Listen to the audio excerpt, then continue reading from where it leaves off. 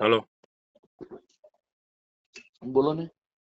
મેં કીધું અહીંયા ઉભો તો ઇસ્કોન ગાંઠિયા પાસે. મેં કીધું ઓલું લોકેશન ક્યાંનું છે તમારે ઓફિસ નું નાખી દો ને તમે. ઇસ્કોન ગાંઠિયા પાય ને પણ મળવાનું આપણે શું કહેવાય, વૈષ્ણવદેવી સર્કલ પાસે મળવાનું છે.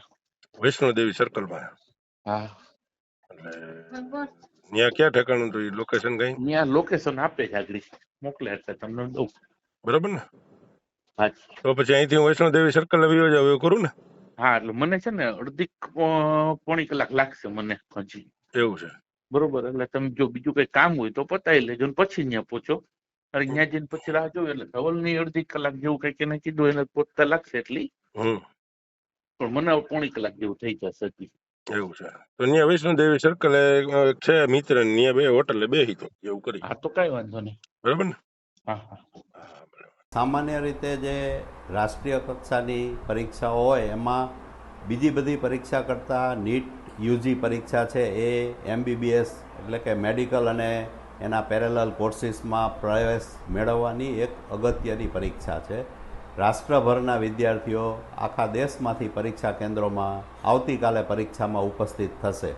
એટલે આ પરીક્ષાની ગંભીરતા સરકાર પક્ષે તો હોય જ, પણ કોઈ લેભાગુ કે વચેટિયાઓ દ્વારા આ રીતે પરીક્ષામાં ગેરરીતિ કરીને મોટી રકમ લઈને 50 લાખ 60 લાખ જેવી રકમની માગણી કરીને તેમને પાસ કરીને કે ઊંચા મેરિટમાં લઈ જવાની જે લાલચ આપતા હોય એનાથી દૂર રહેવું જોઈએ.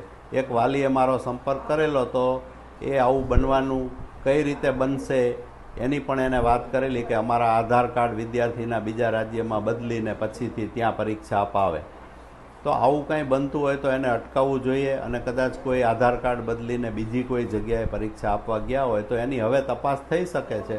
હજી પરીક્ષા લેવાઈ ગઈ નથી એટલે દરેક સેન્ટર ઉપર ઓબ્ઝર્વર હોય છે, સરકારી સ્ટાફ હોય છે, અને આવવા જવાના સમય, પેપર ખોલવાના સમય, પેકિંગના સમય બધાનું વિડીયો રેકોર્ડિંગ થતું જ હોય છે.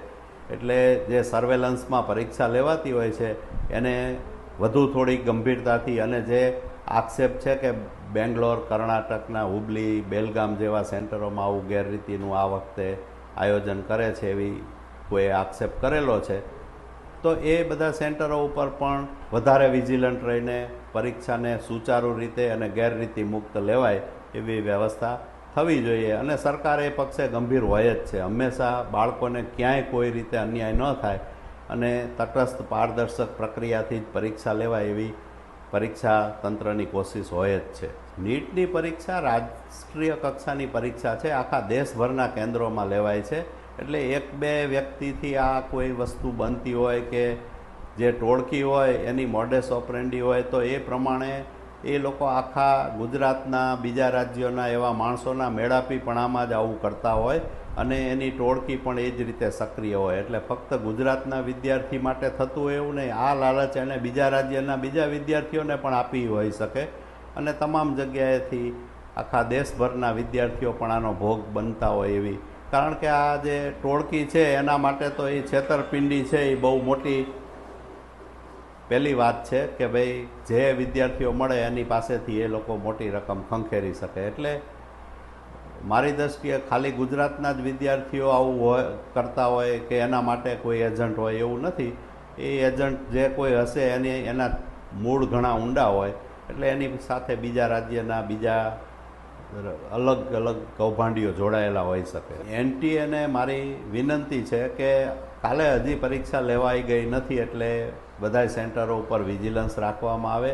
જે આક્ષેપિતા કર્ણાટકના કેન્દ્રો છે ત્યાં વધુમાં વધુ સઘન ચેકઅપ રાખવામાં આવે, અને એના સેન્ટરો ઉપર પેપર ખોલવાથી માંડીને પૂર્ણ થાય, સામાન્ય રીતે પેપર પૂર્ણ થાય પછી અડધા કલાક સુધીનો સમય સેન્ટર પર રહેતો હોય છે. આ બહુ ગંભીર સમય હોય છે, એટલે કોઈ ચેડા ન થઈ જાય એનું પણ વિડીયો રેકોર્ડિંગ રાખવામાં આવે, અને પરીક્ષા પૂર્ણ થઈ આખા દેશભરના કેન્દ્રોનું રેકોર્ડિંગ પણ ચકાસણી કરાવે તો ગેરરીતિ ચોક્કસ ડામી શકાય.